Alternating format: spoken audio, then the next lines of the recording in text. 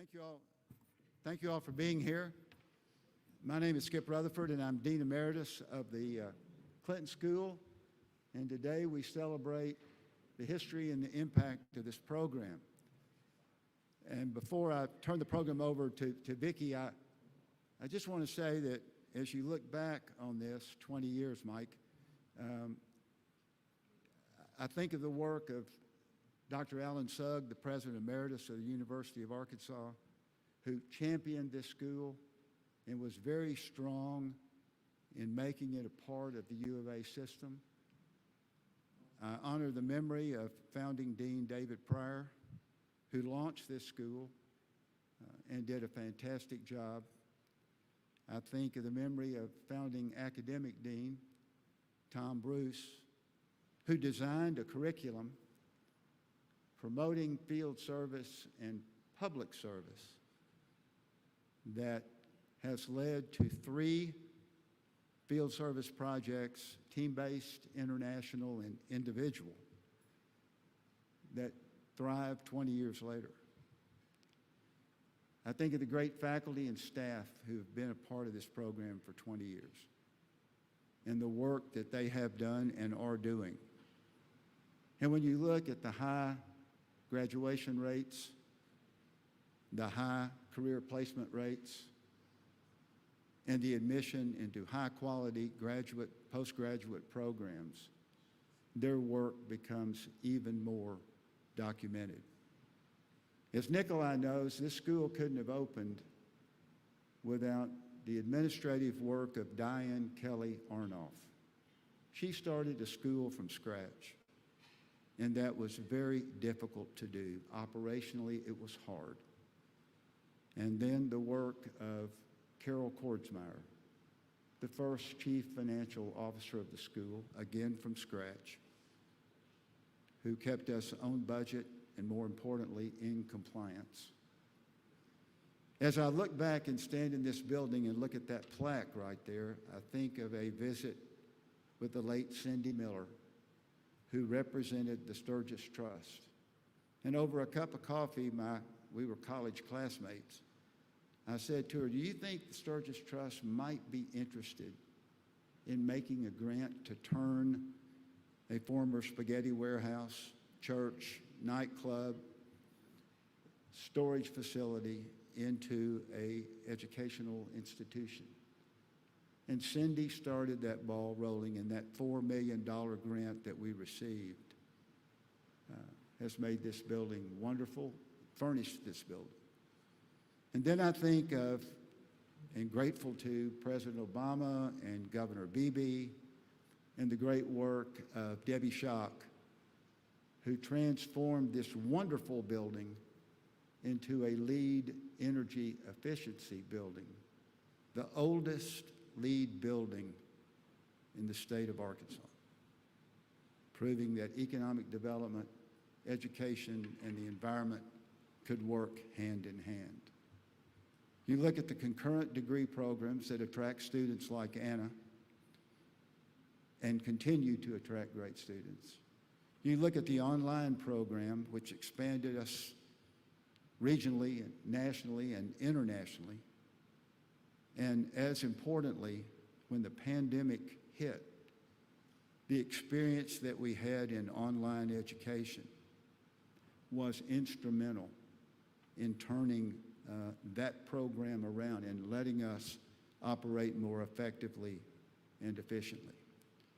So as we look back on 20 great years, specifically, I want to salute the wonderful volunteers that have been a part of this program.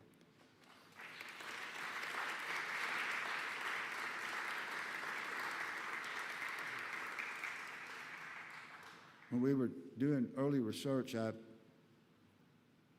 I think we were the only graduate school in the country that had volunteers. Now, that may not be true right now, but without them and the support that they've given the students, faculty, and staff, been amazing. So as we look back, I think it's also important that we look forward. Former Secretary of Education John Gardner once said that you can't build education like Pharaoh did the pyramids. It has to be created and recreated for each generation. And I think that's what Vicki and her team are doing now, creating and recreating this wonderful, special program for the next generation. So it's my pleasure to have been part of it. And now I would like to welcome Dean Vicki DeFrancesco Soto.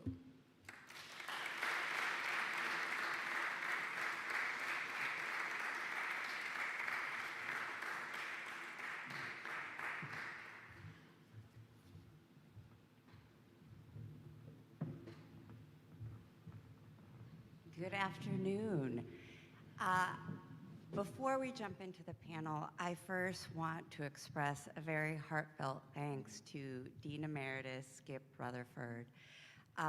The foundation that has been built in terms of training the next generation of public service leaders is one that couldn't have been done without your leadership and your vision. So as I came in and was able to help grow this plant, if we think about the metaphor of a plant or of a tree, it has been an honor and a privilege of mine to do that. And I also want to recognize some guests that we have from the University of Arkansas system, because we are the Clinton School of Public Service at the University of Arkansas. So we are very fortunate to be part of a world-class university system and have the support of folks like President Don Bobbitt, Vice President Michael Moore, and Ben Beaumont. So thank you to all of you here. It takes a village. That'll be my shortcut, because thanking everyone here would take a very long time, but we are here for the community, which is students, faculty, staff, and alumni. And in thinking about this panel and reflecting on, I mean, this is a birthday, the 20th anniversary of the Clinton Presidential Center. I was going back to President Clinton's 1996 DNC speech, where he vowed to build a bridge to the 21st century. Some of you may have the buttons. We did a little retro take on this. And you know, for those who have visited the library, all of you, I know, you see the bridge that the president built in terms of his body of policy and the work that he did. But also post-presidency, we see the explicit physical manifestation of that in terms of our presidential library, but I'm a little biased. And to me, one of the core manifestations of building that bridge to the future is the Clinton School of Public Service. And as I look here at our alum and I look out at our students, this is truly the living bridge and the living legacy of leadership. So in terms of digging into this legacy, into this leadership, I am so fortunate to have with us four alum who truly exemplify the ethos of preparing thinkers and doers. Because you have a lot of schools where you're just sitting around in a classroom and you're thinking.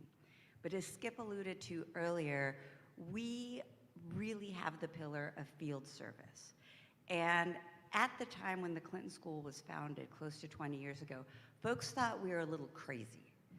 Like, what is this field service stuff? What are you doing? What is this public service degree? We have been proven right. What we've seen is that the field has moved to center public service, and that public service is something that's mobile across sectors, across fields, and that's what we have seen, and I feel so proud that this community really was the pioneer in centering public service. So, I'm gonna stop talking. I wanna hear from our alum who are our thinkers and our doers.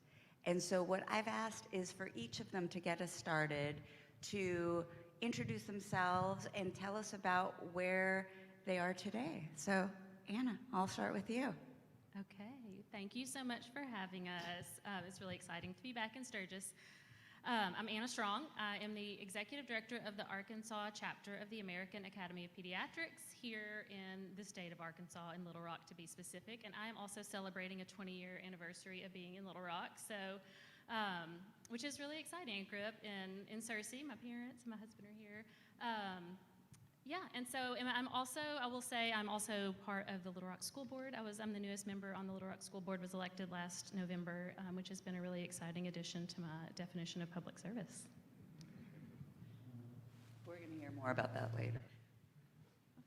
Hi, good afternoon. It's so good to be back in Little Rock. And, I don't know if you can hear me. Maybe? Okay, this is better. Hi, I'm Michelle Perez, and I'm now a senior program officer at the Walton Family Foundation. It's a relatively new role, and I spent most of my career focused on community development in rural areas in the state of Arkansas. And though it hasn't been a 20-year mark, this is actually the 10th anniversary of me enrolling as a freshman, first-year student at the Clinton School. So it's a big milestone, and it's exciting to look back at all the things that me and my classmates have done over the years. Okay, this is working. Hello, my name is Sanford Johnson. I am in Clarksdale, Mississippi, so right across the river. I'm the executive director of Teach Plus Mississippi. It's a policy organization where we work with teachers to develop an education system that is rooted in equity, opportunity, and student success. I get to work with an amazing group of teachers who are part of our policy fellowship as well as our change agent network. We're one of 12 regions. There's also a Teach Plus Arkansas where Stacy McAdoo is the executive director, one of my favorite people on the planet. But yeah, I get to work with teachers and get them involved in policy work. So a lot of the lessons from the Clinton School I get to apply every day. My name is Hunter Riley. I'm from North Little Rock, Arkansas. I'm the CEO and CFO of Schlep, a local logistics business. I founded in Chicago a little over 10 years ago. I transitioned into the private sector as an entrepreneur, prior to which I was at the Pat Tillman Foundation, which was part of my capstone project out in Arizona. And I'm just happy to be home in Arkansas. I mentioned earlier our field service project. So over a third of our curriculum is field service based, and at least the first year, all of the courses are integrated to support this field service experience. So it's a big deal. But what I wanted to do with the panelists is dig into some of these field service experiences and how did it translate, right? Because I think one thing that's very important is this isn't an internship. I mean, I had internships in college and you fetched coffee. This was before the days of, your computer, so I'd have actual folders that I would take and bring. So talk to us about maybe a highlight of one of your field service experiences and also how that translates into your day-to-day currently. So maybe Sanford, you're in my line of sight. I'm gonna start with you. Okay, so one experience that really stands out to me was my international service project. I went to Cape Town, South Africa, and I was working for the South African Education and Environment Project. The reason why I was determined to go to South Africa is because I was really interested in education. I think at that point when I started at the Clinton School, I knew that I was going right back to Mississippi.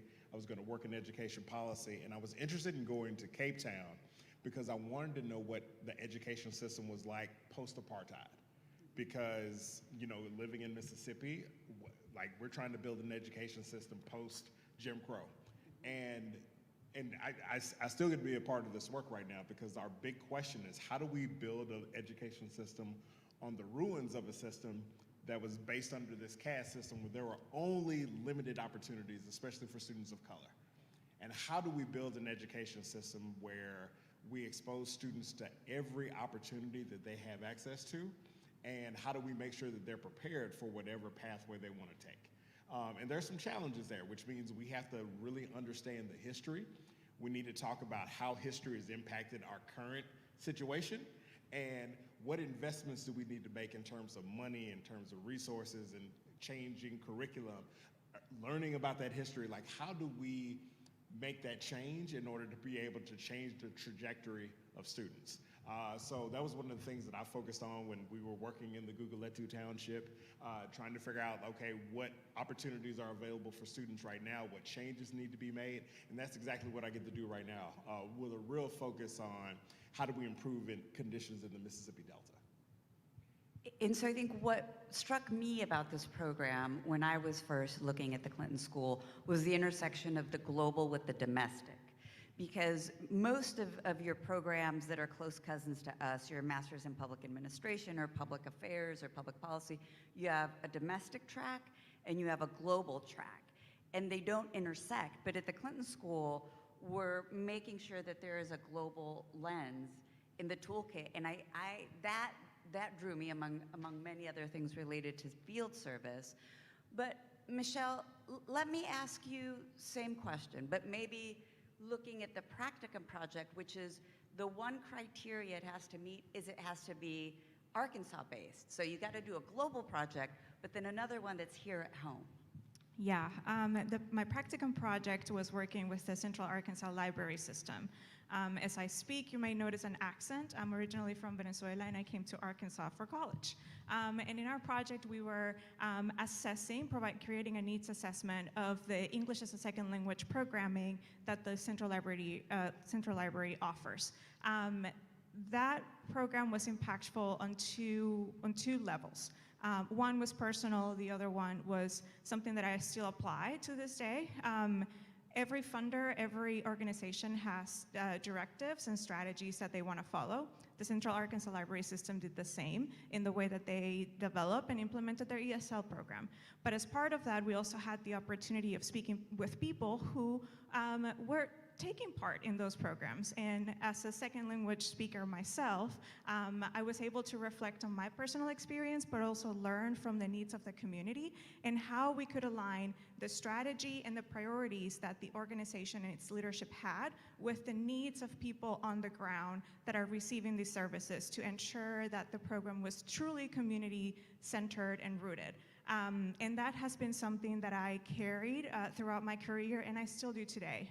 Like I mentioned, I spent most of my career in community development in very rural areas. As the implementer, I couldn't be seen as somebody coming from the big town, Little Rock, to tell the communities how they needed to change to make their communities better. I needed to walk with the community in the process of them self-discovering what were the strengths, what were the areas of opportunities, and how I could be just a support to them as they implemented those changes. And now, as a funder, I carry those same values as I am now in the philanthropic side. You know, I work for a family-led private philanthropy, and that means that we focus on the priorities and the passions of the Walton family. However, something that is exciting about that is that they also allow us the freedom to ensure that we work closely with the communities we are serving and giving grants for, so that their solutions are truly community-driven. And that has been a core value that started as my practicum and has carried me until today, and happy to say that most of my work is still based here in the state of Arkansas. Serving, not steering, right? You don't parachute in. And again, another thing that caught my attention when I was first learning about the Clinton School was that communications was a core curriculum. It was part of the core curriculum. And again, I kind of came from that traditional MPP, MPA path, and I'm scratching my head going, why do you need communications? Duh.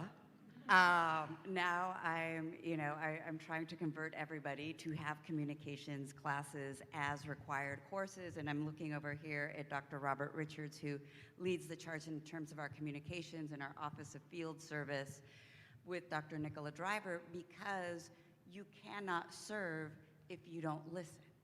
And so I think that this is something that since day one has been so critical to the Clinton School experience, and that I think is just another facet that makes us exceptional. All right, Anna, I can't help myself. I want to dig in to your new position on the board, on the school district board, because this is a role where public leadership is in full display, the challenges and the opportunities of it. So I wanted you to reflect a little bit on this new position, and also what are lessons learned from the days of the Clinton School that you can bring to the heat of the moment? Absolutely. You know, I was actually in a meeting right before this talking about two programs coming together for my work. This is my work hat. I do have a lot of hats these days, but we were in a meeting talking about our why and what we do, and I said, I believe that every kid should have a chance to thrive, but that our systems and our policies have to be aligned with that goal. And that really has guided me both in my career and in my journey to the Little Rock School Board. And I will say that those communication lessons I use all the time. I think a lot about framing. I think a lot about how I frame things both in my work as a lobbyist and in my work as a school board member. I think that's really important. But I think that the biggest lesson I would pull forth from the Clinton School is collaboration and cross-sector collaboration. Public education does not mean, and I'm looking at Sanford and all the people in this audience that I know work in that space, it is not just going into a classroom and putting some stuff up on a smart board and expecting the kids to absorb it. There is so much about the microcosm of what we had here at the Clinton School of people who worked in community development and education and health and were supporting people who speak English as a second language and immigrants, and all of those pieces have to come together in this beautiful way to help students succeed. And we also have to have an effective system of governing that, and an effective system of governing a school district and of governing ourselves as a school board. And so that has been a really exciting lesson learned. And I tend to be one of those people who says if we can get in a room and just hash things out, I feel like we can all find a solution. And the hardest part about school board actually has been that the state's Freedom of Information Act does not allow us to do that. So like you said, everything is truly on display as we are kind of working things out. And so that has been a really wonderful lesson to have learned of facilitating civil discourse, facilitating a way of working with my colleagues in this very public and transparent way to help achieve our shared goals, which are improving outcomes for kids in our state. So, yeah. Communication. Communication. It comes back to that. So, Hunter, you were just describing to me the past couple weeks of your life, right? So Marseille, Paris, I think there's another continent in there, Miami. So this is a lot in terms of work, of your job, of your company, Schlep, right? So I want you to talk a little bit about that, because I'm jealous. I want to hear about all of these travels. But I also want to pose the question to you, why not an MBA, right? Why, you are an entrepreneur, you're a business owner. Why the MPS as opposed to an MBA? Well, I think it starts with the opportunity that was presented. So as my path has not been so linear and opportunities in front of me, I grasp that, I go to that. And the Clinton School was that example. I didn't actually think I was going to go to grad school, and if I did, it was going to be in international affairs and focused on a diplomatic route. And with the Clinton School, through the 3 projects, which to me were absolutely vital to the learning as much as the classroom work, specifically like working in a team for that first year here in Arkansas and managing 9 people's personalities, to my international public service project in Cameroon with an organization, Peacework, who I still work with, the travels that I am still involved with. I guess you could say I'm pretty loyal. I stay engaged with those organizations. And then my practicum, which was focused at the Pat Tillman Foundation. And at the time, moving out to Arizona and working for an entity that had been formed out of tragedy and really didn't know what it wanted to do, and then gave me the project of forming a scholarship for military veterans. So the skill set I learned there put me in a position in a more entrepreneurial way to apply that to starting my own business. But my travels is how that all came together, Dean Soto, meaning my twin brother has an art gallery. It's just down the street here at 420 Bird called Good Weather. I transport art for him. I still do that. That's the European travels.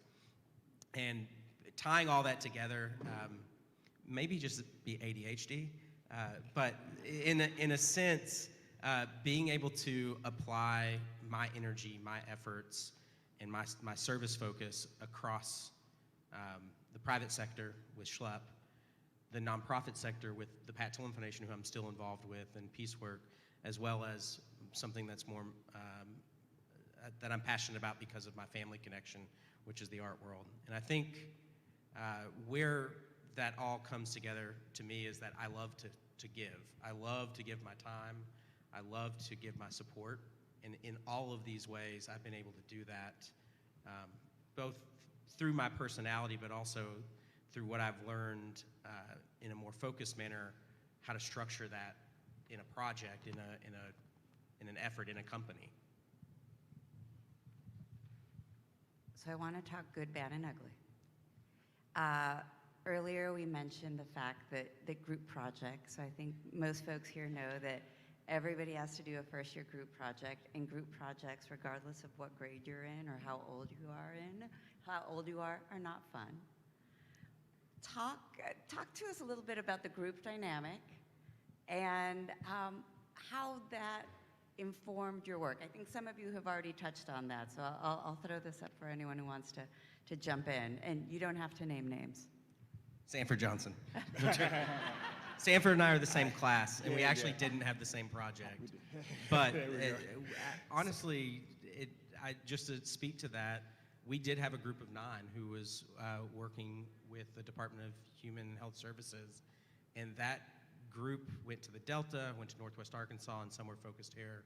And I think sitting 9 people in a room trying to come to a conclusion on just like what are we doing to start led to some interesting conversations, especially cross-culturally. We had folks who were from Arkansas and actually understood a little more about what the current care system was provided for mental health for children. That was what we were focused on. And then we had classmates of mine from all over the world who didn't really have stakeholdership as far as where they started from. And I think the most important thing we learned coming from all those different places is, okay, let's identify this end goal and then work towards that. My practicum project was in Marvel, Arkansas at the BGA CDC. So yes, Beatrice Shelby, love it. Oh, you were there too? Oh my, BFT, so you had lunch there all the time. It was incredible. So it was an incredible nonprofit organization. And I also had a very similar experience when I was with the SAP in Cape Town, where you had these nonprofit organizations that had been created by these incredible leaders. They were doing a lot of good service in their communities, but the challenge was, how do you make this sustainable?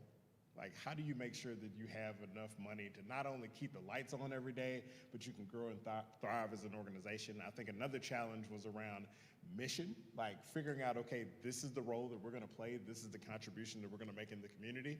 And you don't drift away from that because sometimes there are grant opportunities, sometimes your funders will shift their focus, so do you need to shift your focus too?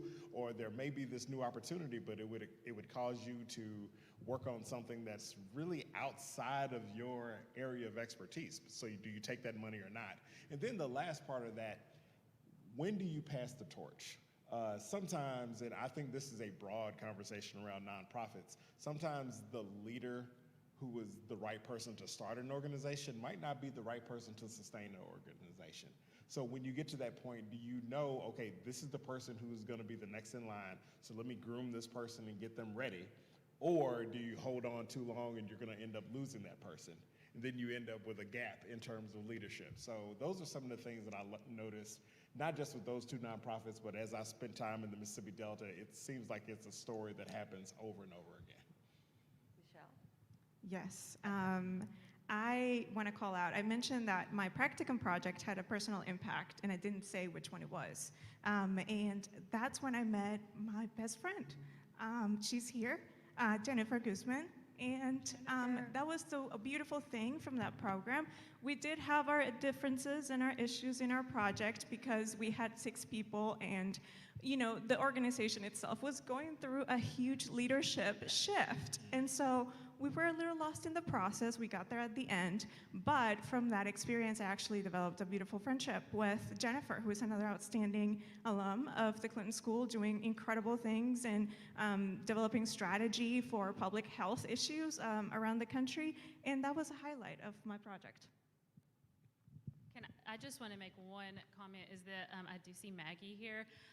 She was on a practicum team with me. I was the practicum supervisor a couple of years, I guess, after graduating, and I got to blow y'all's practicum up by quitting in the middle of your practicum. So I just want to say that what goes around comes around a little bit. I think my practicum team actually kind of did get a divorce. But we got back together. We're all friends now. You know, it's good. We were working. Joint custody? Yes. We ended up with joint custody over kind of 3 different projects, but it was good. It was fun. Well, and I think I wanted to highlight the messiness. There's the messiness of the group dynamic. Group work is hard, but you have to do it. And then also, we're working with organizations that many times are facing challenges themselves. So we're very much throwing you current students into the deep end of the pool. We threw you into the deep end of the pool as well. But I think that is what I believe so strongly in, is that you learn by doing and those core skills. All right, we're about the halfway mark. I do want to leave time for some questions. I have a couple of more questions I want to get to, but before I turn it over, Michelle, I wanted to talk to you about underserved communities, especially here in Arkansas. So you started working with these target populations, both from different racial and ethnic backgrounds as well as rural. Here at the Clinton School, you continued that work at Winrock, now at the Walton Foundation. Tell me about kind of the status of the support system for these underserved communities and how we can be doing more as the Clinton School to help support these entities and train our students to do so. That was a very long question, so apologies. Yeah, I'll try. One, I think the support is still very much needed. And because of a lot of the issues that Sanford actually mentioned, especially in the Delta, when we have where we have food deserts, we have health services deserts, we have populations that have the worst outcomes in terms of health and life expectancy in the whole nation, right here, just a couple of hours from Little Rock. And so the support is definitely needed. And I think something that I hold with a lot of value is the opportunity that the Clinton School helped me to have to prepare to be in these communities with humility, of understanding that I am not the expert on any of these issues or in their experiences, but also in the humility to understand that these are places that still matter. And recognizing that, I think it's something that I would, challenge the Clinton School students to think about, and that they matter not just for the well-being of our state, but truly for the sustainability of our democracy and how we show up in those communities, and how, if we're going to be working in community development or in economic development in these areas, how we show up can really transform culture and the lives of people. And so I think coming with an open mind, remembering that the community is the expert on their own community, is something that the Clinton School can continue to do. I think you're doing a great job at that. So that's something that you can continue doing to support these communities. If I can add one thing to that, and I love that. Building trust is very important when you go into communities. And I think how you show up. One thing that I've often said to TFA corps members, I was in TFA in the Mississippi Delta, and one thing that I've often said when people enter the community is make sure that you wear a jersey and not a cape. And what I mean by that is that you're not here to save a community. If you come in with that kind of attitude, you're not going to be able to build the trust. You're not going to be able to build the community. But if you come in and say, let me find out what's happening, and then find out how can I contribute to the team? How can I contribute to what's already going on? And I think my big push to everybody, because I'm always trying to recruit people to come to the Delta, like anything that you want to do, like after the Clinton School, needs to be done somewhere in the Delta, like whether it's the Arkansas Delta or the Mississippi Delta. So if you're somebody who's interested in building something, if you want to start a nonprofit, if you want to start a business, if you want to start a new initiative, the Delta may be a great place to do that. Think about Helena, think about Lake Village, think about Clarksdale, think about Clarksdale again, think about Clarksdale 3 times. Helena, Think about Helena, wonderful place. Clarksdale is great too, but it is a fertile place. Like the soil is very rich there. If you plant it, it's going to grow. And I think you can say that for corn, you can say that for soybeans, you can also say that for organizations too. So that's my pitch. That's not the only time I'm going to recruit you to the Delta, so just know that. Capstone ideas, anyone? Come on. I want to ask one last question before we turn it over. We have a couple of students here. What advice would you give our Clinton School students? Or version 2, what advice would you give the, 10-year younger version of yourself before coming to the Clinton School? Hunter, I'm going to start with you at the bottom there. I was a baby when I started here, so the 10-year younger. All right, a little extra plus. Okay. No, so I probably would have come in with more of a plan, actually. And I think I say that listening to Sanford, who's like, I came here, I knew I was going to go back to Mississippi, and he's focused on education. I think you see the travel you witness within my own personal life is because I still have this idea that I will end up in that diplomatic world somehow, but still I'm focused on what I'm focused on now. And had I come into the Clinton School with a little more of an idea of how to leverage this MPS into something, I would have maybe been a little less all over the place. That said, I wouldn't have done it any other way. I think that the opportunities that were presented here to get my hands dirty, and it's seriously dirty. Like in Cameroon, the project I worked on was it was a soccer-based project, but I played in 8 different communities, built a soccer tournament, but focused all the extra time with the kids on climate change education, HIV/AIDS education, and so on and so forth, using soccer as a platform to bring them together. And then, figuratively getting my hands dirty, like digging into an organization and learning how to build something from the ground up, which I had done in our classwork with the first and second semester at the Clinton School. So, taking the opportunities and molding that with what you may be interested in is probably the best plan for those of you who are current students and understanding where you want to take that once you do graduate. I was going to jump in. My advice to current students. So I also didn't really come in with a plan. Like I didn't come here with a plan knowing, I knew I wanted to maybe do something in the health space, and I ended up doing the joint public health degree. And I spent the summer in India for my international project and really loved working there and learning about, I went to worked with a group called the Comprehensive Rural Health Project in Jamkhet, India. And it was, there were so many parallels to working in rural Arkansas but they approached improving health through a community development lens and really worked very holistically to work on what I would now call social determinants of health, work to address social determinants of health to improve health, but also improved healthcare services access. But the really, truly transformational piece of my work here was in working with Arkansas Advocates for Children and Families for my capstone project. And I also had a separate, my MPH, I had a legislative internship there as well that was concurrent but separate from my capstone project. So I was both going to the Capitol and learning how the policy process works, getting to meet people there that are now still my colleagues. I was also going out into communities across Arkansas and doing interviews about school-based health, which was the focus of my capstone, about school-based health centers.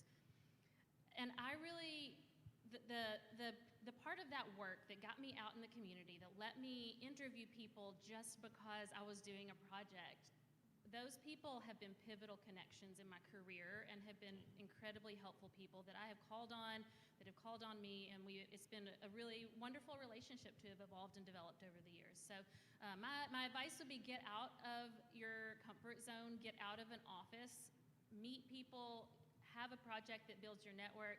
I know Dean Rutherford's over here. I got to work on the Natural Wonders Partnership Council and really do a statewide needs assessment of children's health as part of that work. And it was just such powerful connecting that really led me to a career that I can, to work in the public policy space here in Arkansas. So that's my advice. Get out and about and meet people, and don't be afraid to admit what you don't know. I think that was kind of something that we all probably experienced a bit of humility in our practicum project, because they throw you in day 5 and you haven't even learned how to do a needs assessment in Dr. Bavon's class yet. And I remember asking him on the first week of school, we had read this thing about a project failing in a community because they didn't ask the community what they wanted and needed. And I was like, but if you spend all your time asking people what they need, how do you ever get anything done? And I think about that a lot, actually, Dr. Pavon, because you're like, it takes time. Community change takes time. So I blabbered a little bit there, but yeah, get out and about, and don't be afraid to take the time you want to make the change that you believe in. And listen to Dr. Pavon. Definitely Always. listen to Dr. Buffon. I think, piggybacking on Anna, I would consider myself somewhat of an introvert, even though I'm here right now. But really leveraging the connections that you have because of where you are in this school and the legacy that we are following is critical. The way I got my first job was through a connection that was a classmate of mine, and Dean Rutherford pointed me to and said, why don't you talk to her? Her husband is doing this. And that's how I got my first job. And so you never know who your classmates, your professors, the dean will be connected to that can help you in your career. And also, public service at first may feel very ethereal. How do I apply this? But the skills you are building are really transferable. I use them every day, and I'm sure you will say the same as a business owner. So don't be afraid to explore those fields that don't seem public service defined as public service. Yes. So this year we enrolled class 20, right? It's our 20th class. And we now have close to 700 alumni. And the beauty of this is that a lot of the learning is now going to be coming from the alumni community. I'll share, and we'll make a more public announcement, but that we're going to be creating an alumni mentorship program. We're going to pilot one where we're helping current students do mock interviews. But as I'm looking at all of you here and some of our alum in the audience, you are a source of one of our greatest strengths here. So I think that this is what I'm really excited about as the Clinton School looks to its next 20 years. We were a baby, right? We started from scratch. That in and of itself is incredible.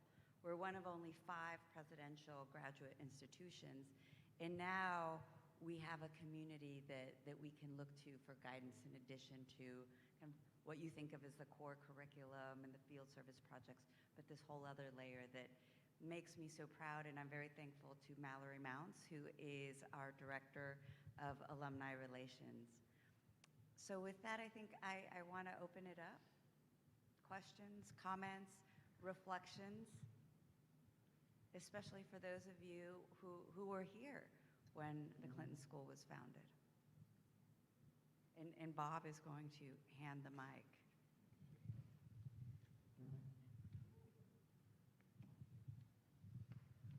Don't jump to the mic.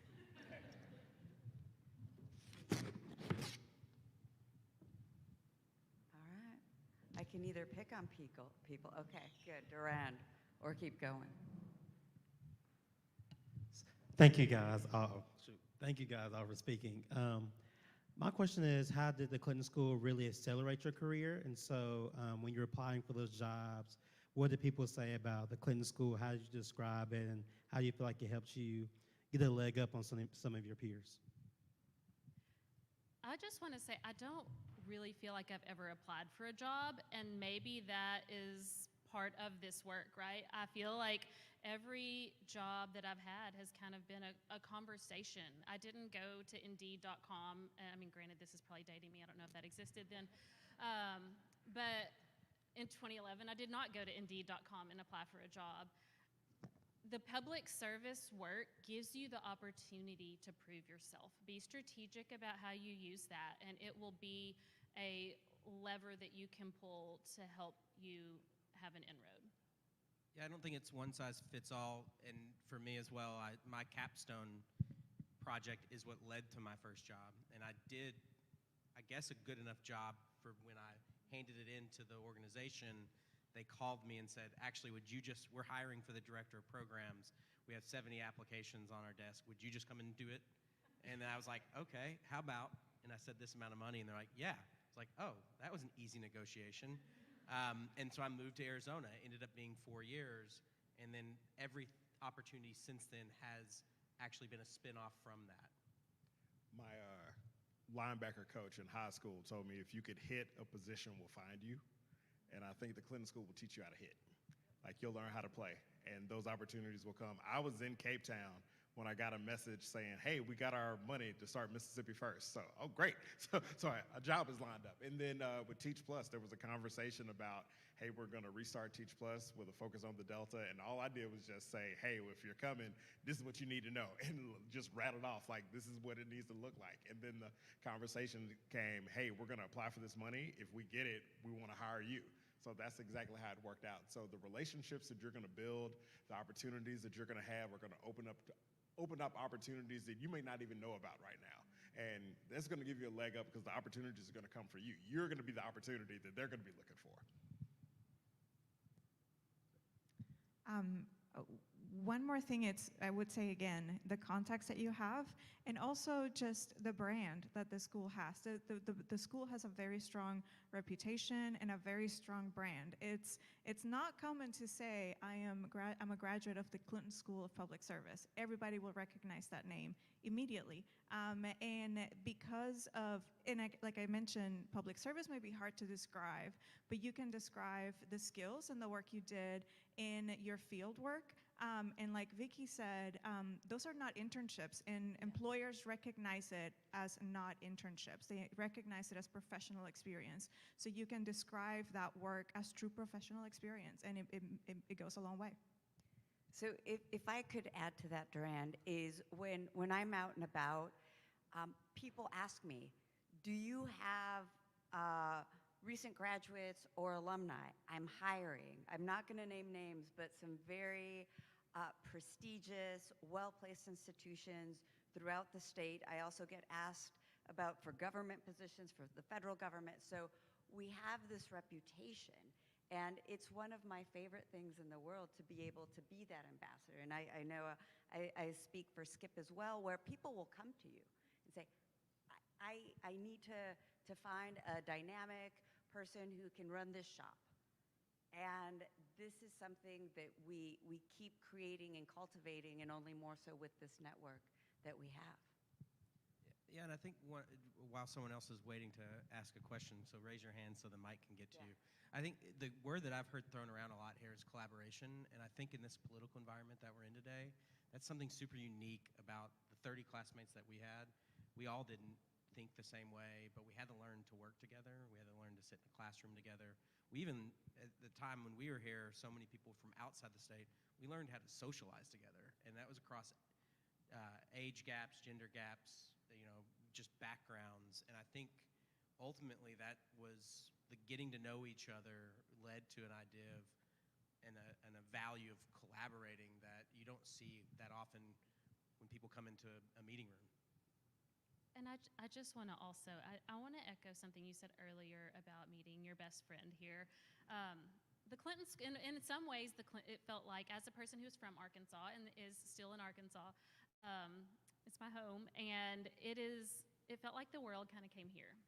It felt a little bit like the world came to Little Rock, Arkansas. And that was beautiful, and I love that I have been to Nepal to go with a friend, with Julie West, who, I don't know if she's watching or not, but with Julie West, we went to Nepal. I went to Tanzania to see Kate Ram, who are all these people who are working around the world. I have friends and fellow classmates around the world, and that group of Clinton School alumni is tight, and I think that is something really powerful too. So I just want to say that meeting your people and like finding your people and who you want to be in the world is a thing that happens here. So. All right, Maggie.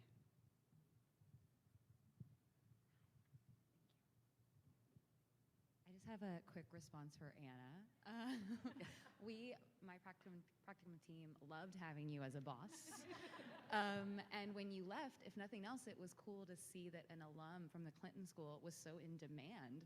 You had so many jobs. So it was actually very exciting for us to see, and we were happy for you. So Anyway. Thank you. Y'all were great. And it has been, you didn't ask us about working with Clinton School students, but I have worked with multiple, I currently work with a Clinton School grad. I did in my last job as well with multiple Clinton School grads, and have had teams of practicum and capstone students. And that has been wonderful to be able to kind of help grow the next generation too. And also had one as a boss too. I see Dr. Gary Wheeler here, class two? Two. Who was the board chair of the Arkansas chapter of the American Academy of Pediatrics when I came on board. So, Jenna, I see your hand back there. So, in your current professional experience, but also being alum of the Clinton School, whether you are hiring yourself or working closely with someone who is hiring in your organizations, what would you say are key professional skills that you are looking for in hiring anyone, but mostly within the Clinton School? I mean, I'm always hiring, but it is usually for a $24 an hour heavy lifting job. So I'm looking for strength. I'm looking for driving skills. But no, seriously, in the more strategic salaried positions, the first thing I look for is attention to detail, and that's just something I cherish for myself. As far as like literally wanting to dig into the specifics of your job. In line with that is curiosity. I think the easiest way to learn is to ask questions and to have a sense of curiosity going into any job, especially if it's new to you, and the field may be new to you as well, is just ask those questions. And the final one is positive attitude. I'm such an optimist, and I think positivity is important across all levels of an organization. And that could be shown in different ways. It could be a smile on your face. It could just mean you have a problem-solving type of mentality, which is a positive mindset. So I think the requirements for working at Teacher Plus are very similar to being a policy fellow. So communication skills are very important, from talking to parents, talking to teachers, talking to policymakers. Are you willing to do that? I think also having a solutions-oriented mindset. So it's not just to say this is a problem that I see, but this is a problem, and here are the possible solutions. These are the things that I'm thinking about. These are the things I may be interested in researching. I also think because I not only live in Mississippi, but also live in the Mississippi Delta, you need to come at that work with a hopeful mindset. Like, there are certain parts of the state, there are certain parts of the country that get written off as hopeless. And if you come in with that kind of attitude, that's a red flag to me. Like, this ain't for you. So, like, being able to put all three of those things together are those are the type of people I want to work with, and those are the type of folks that I want to work with through the policy fellowship. Attention to detail, it'll carry you through life. Just, yes.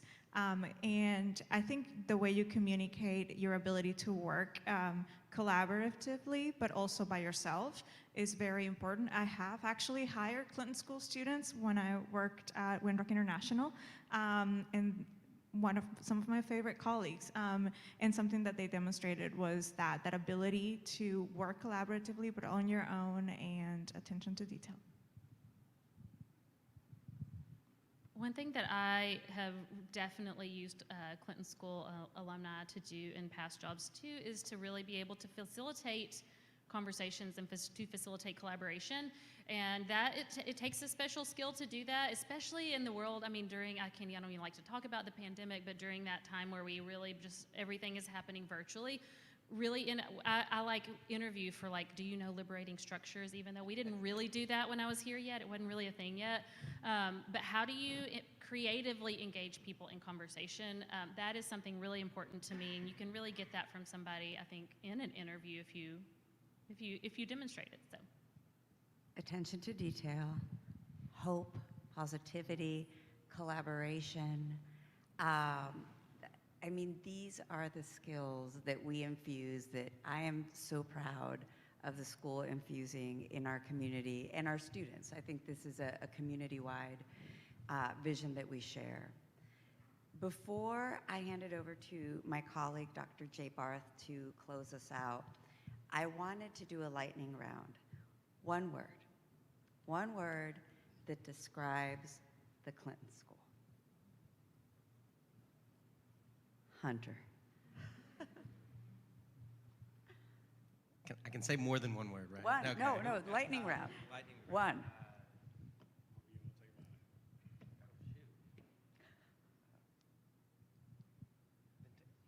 Sanford. I would say empowerment. I'm usually ready to have a word, but I'm thinking. I'm going to go with change maker. Compound word, fine. Hope. Yeah. I think service. I mean, it is in the name, but it's service-hearted. Well, so thankful to each of you for being here, and so thankful to your work, to your impact, to your belief, to your positivity, even in dark hours. As we wrap up today, our director of the Clinton Presidential Library, Dr. Jay Barth, is going to close us out. And I just want to say a special note of thanks to Jay and to Stephanie Street, who is not here, the executive director of the Clinton Foundation. We have something really, really special here. There are only 2 other presidential schools that are also on a campus with a presidential library and the foundation. I've been at one of them, to remain nameless, and I know the other one pretty well too, and they're fantastic, but the energy and the collaborative spirit that we have here at the Clinton Presidential Center is truly unique, and I think what makes us stand out and what enriches the larger community of the Clinton School, of having the foundation and the Presidential Library, and it's just a joy to get to work with you, Jay, and with Stephanie. So without further ado, Jay. Great.